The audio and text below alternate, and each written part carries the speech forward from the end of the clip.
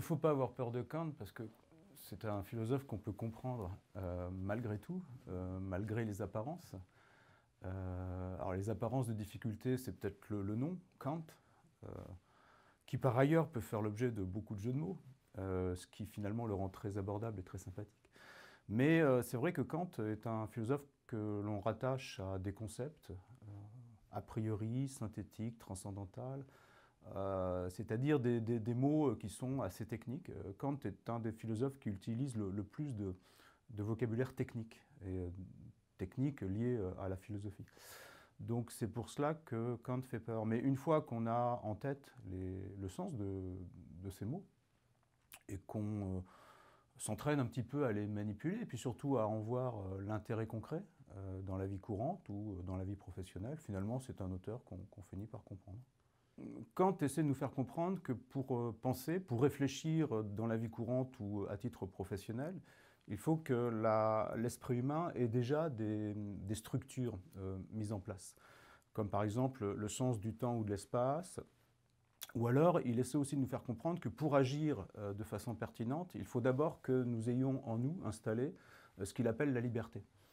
Donc, finalement, à travers ces différentes conceptions, Kant est en train de nous dire, ou il est en train de nous expliquer ce que sont les conditions de possibilité de la réflexion et de l'action, mais pas simplement en philosophie, mais dans tout domaine, enfin le jugement du juge, la décision du médecin, la responsabilité du manager, l'action du sportif.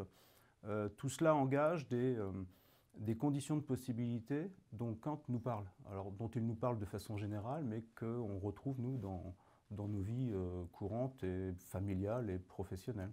C'est assez étonnant, ce phénomène. Un philosophe qui reste dans sa ville, Königsberg, une ville enclavée, et qui, tout en restant dans sa ville, a une réflexion très cosmopolite, cosmopolitique, universelle, dans tous les domaines, politique, morale, épistémologie, esthétique, sur des choses très concrètes, comme faut-il mentir ou pas, la guerre entre les États. Il n'a pas bougé de chez lui quasiment. Il est né dans sa ville, il a vécu dans sa ville, il a enseigné dans sa ville, il est mort dans sa ville. Et il a sur le monde une réflexion étonnante, comme s'il avait fait 3 ou 4 fois le tour du monde. Il est capable de parler de certains peuples, comme s'il avait vécu avec ces peuples. C'est pas que Kant est un être théorique, c'est qu'il a une ouverture d'esprit telle qu'il est capable de parler pertinemment de ce qu'il sait, mais qu'il n'a pas côtoyé en fait, pas vraiment. Il nous parle d'amour ou de mariage alors qu'il n'était pas marié. Et il nous parle de fraternité universelle comme condition de la paix dans le monde, mais il n'a pas vraiment connu concrètement l'humanité, à part quelques habitants de sa ville localement. Donc c'est une aptitude à la généralisation. Voilà, c'est ça l'idée, c'est que pour Kant, la seule connaissance qu'on peut établir avec certitude, c'est une connaissance qui ne dépasse pas l'expérience de nos sens. Mais à partir de cela, effectivement, on peut quand même théoriser, généraliser, universaliser les choses, et ça, Kant y arrive très bien.